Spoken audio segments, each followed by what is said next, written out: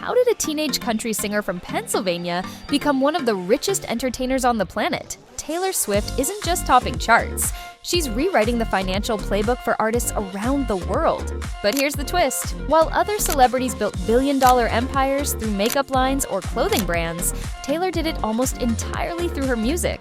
No smoke and mirrors, no corporate takeovers, just stadiums packed to the brim, albums that refuse to leave the charts, and a fan base so loyal it practically runs on adrenaline. So how much is she really worth now? And how did she pull this off? What comes next might just change the way you look at celebrity wealth forever. In October 23, Taylor Swift officially crossed into billionaire territory. And not just barely. With an estimated net worth of $1.1 billion, she didn't tiptoe into the elite club. She kicked the doors wide open. But here's what makes this moment legendary. She did it almost entirely on her own terms. No billion-dollar beauty empire, no alcohol brand, no sneaker deals or tech startups, just music. And a relentless decade-long strategy that most artists could only dream of pulling off. When Forbes confirmed the number, it wasn't just a milestone, it was a cultural shift. Swift became the first musician ever to reach billionaire status purely off the back of her art. That means touring, songwriting, album sales, streaming, and ownership of her masters, not flashy outside businesses propping her up. And the numbers are mind-blowing. Around $500 million came from her record-smashing tours. Another $500 million is the estimated value of her expansive music catalog, including both her original albums and her re-recorded Taylor's versions. Add in smart real estate moves and a modest boost from brand deals, and the total shoots past $1 billion without breaking a sweat. But this wasn't luck, it was meticulous planning. Swift spent years slowly reclaiming ownership of her work, turning what could have been a career crisis into one of the most profitable moves in modern music history. And the timing, impeccable. She hit her financial peak just as the Eras Tour launched into a global spectacle.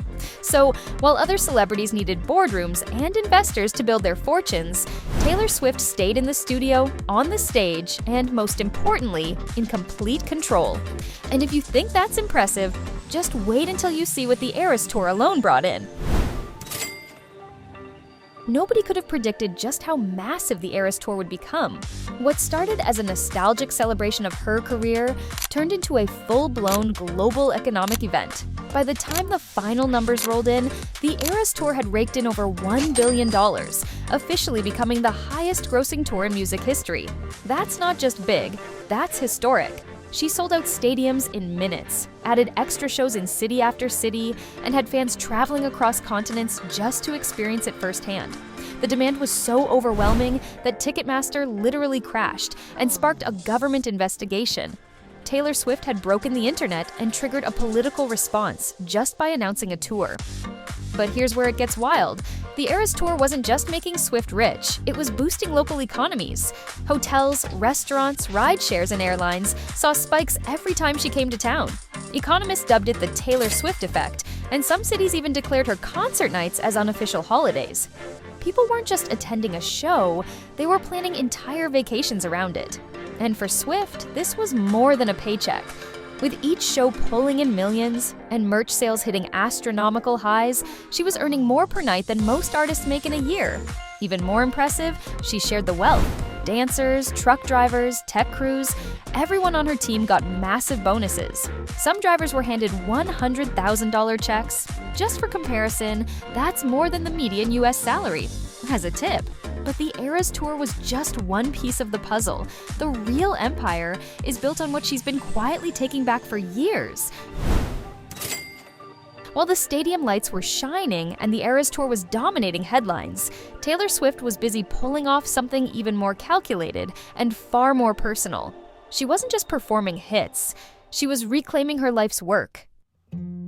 It all started with a public fallout in 2019. Her master recordings, basically the original versions of all the songs that made her famous, were sold without her permission. That alone would have been enough to trigger outrage. But Taylor didn't just clap back in interviews or post cryptic tweets, she made a move no one saw coming. She announced she would re-record every single album she didn't own, and not just re-record them, but reimagine them.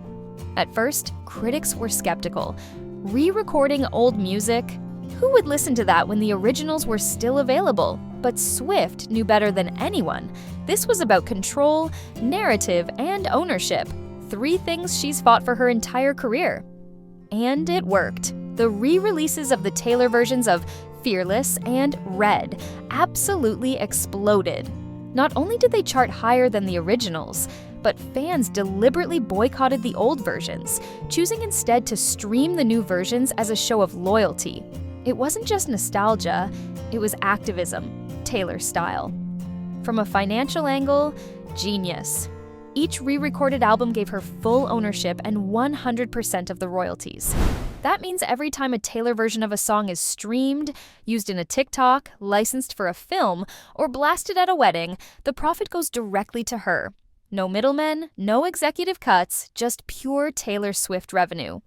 As of 2025, her total music catalog, spanning both the originals and re-recorded versions, is now valued at over $600 million. And thanks to this strategy, she didn't just increase the catalog's worth, she took the power out of someone else's hands and put it back into her own. But perhaps the most impressive part, she turned what could have been a devastating loss into a movement. Artists across the industry began speaking up about owning their masters, citing Taylor as the blueprint. She didn't just change her own narrative, she shifted the entire music industry.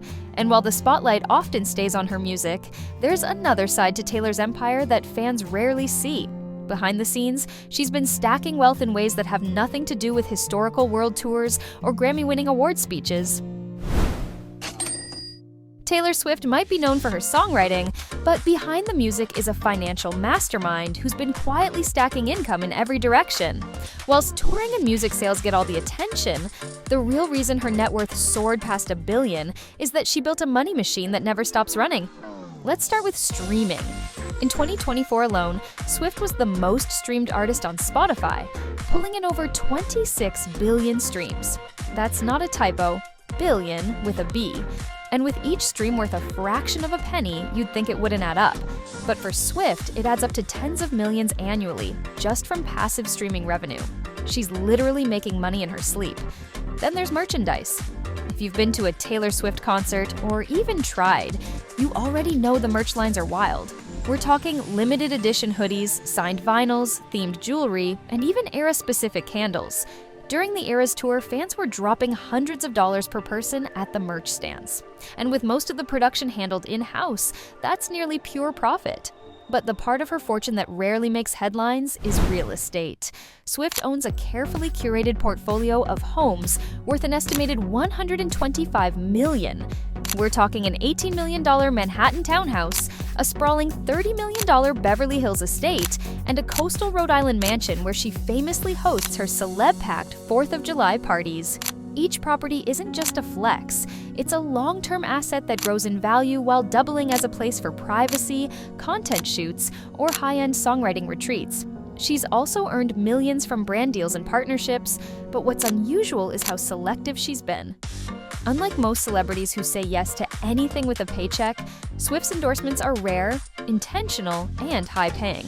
Think Apple Music, Capital One, Diet Coke, all legacy brands that align with her image and offer deals worth 7 to 8 figures.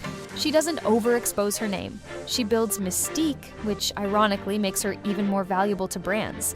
But even with all these income streams flowing, there's one thing Swift has never stopped doing: giving back. And how she handles her wealth might just be more surprising than how she earned it.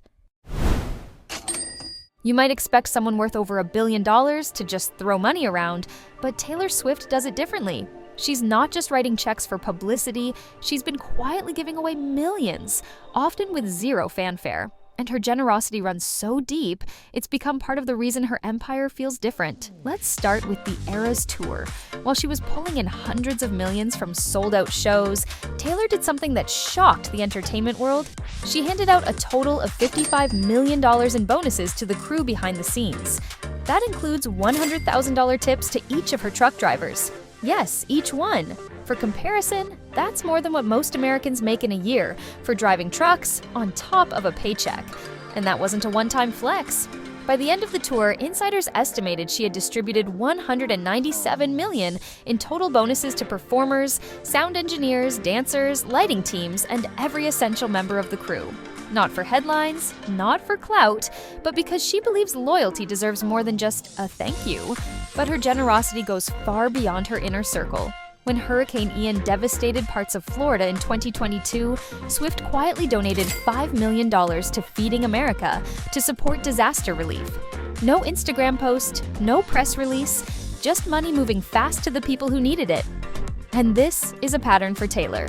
She stepped in with similar donations during floods, tornadoes, wildfires, and even local school programs. If there's a need, she's often already there before the media catches up. And then there are the personal moments, times when she hears about a struggling fan or a local charity and sends thousands without blinking. Cancer treatments, college tuition, families affected by tragedy. She's known to cover the full costs anonymously and walk away. It's rare to see a celebrity handle wealth with this kind of consistency. Swift doesn't just give because she can, she gives because it's part of who she is. But generosity aside, there's one more thing that truly separates her from every other billionaire artist, and it has everything to do with who she is not trying to be. When you hear the word billionaire in music, a few names instantly come to mind. Jay-Z, Rihanna, Kanye West. These artists are business machines known for building massive fortunes through clothing lines, beauty brands, tech investments, and everything in between. But Taylor Swift, she didn't need to branch out. She made her billion by staying right where she started. In music. Let's look at the numbers. Jay-Z's net worth is around $2.5 billion. But the vast majority of that comes from investments in Armand de Brignac champagne, Douce Cognac, and his stakes in companies like Tidal and Uber. His music? It's legendary, but it's a fraction of the empire.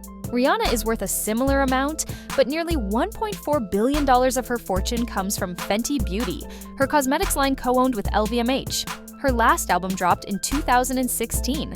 That means most of her billions did not come from music. Now Kanye West was at one point valued at over $2 billion, but after his public meltdowns and the fallout with Adidas, that number dropped fast. And even before that, his wealth came from Yeezy, but not from his music. But then there's Taylor, no fashion line, no tequila brand, no startup IPO yet. She stands at $1.1 billion, built almost entirely off songwriting royalties, record-breaking tours, music sales, streaming, and the ownership of her masters. She's the first person in history to reach billionaire status this way, and that changes everything. Because Taylor isn't just a performer, she's a publisher, a producer, and a product. She owns her creative output, controls how it's sold, where it's streamed, and even when it's re-recorded. Every time a Taylor Swift song is played, she gets paid, and she gets paid more than almost any other artist alive. And Taylor is still doing it all herself. She writes her own lyrics and produces her own music. She directs her music videos, she's the CEO of her own brand, and she does it without a marketing team pushing gimmicks or controversy. Her wealth isn't flashy, it's not loud, but it's unmatched in terms of authenticity and control. She's not just setting the standard for female artists, she's setting it for everyone. So while the rest of the industry plays catch-up, one thing is clear. Taylor Swift didn't just earn her billions. She outmaneuvered an entire system designed to keep artists underpaid and under control. And with the foundation she's built, the real question isn't how she got here. The real question is, what comes next? Taylor Swift didn't just become a billionaire musician, she rewrote the rules for how it could be done. In an industry where artists are often the last to get paid and the first to get exploited, she flipped the entire model on its head with decades of dedication, relentless reinvention, and a business mind sharp enough to outplay everyone who ever underestimated her. She built her fortune the hard way by creating art that people never stopped caring about. She turned heartbreak into chart toppers, scandals into strategy, and setbacks into multi-million-dollar moves. And with full control over her music, her image, and her empire, she's become more than an artist. She's become a blueprint. With her catalog still growing, her influence only getting stronger, and an entire generation of fans aging up with her, Taylor Swift's financial climb might just be getting started. A streaming platform, a music label of her own, even a film studio? At this point, nothing's off the table. And now that she's mastered the art of turning emotion into an A-list empire, what exactly is she going to conquer next?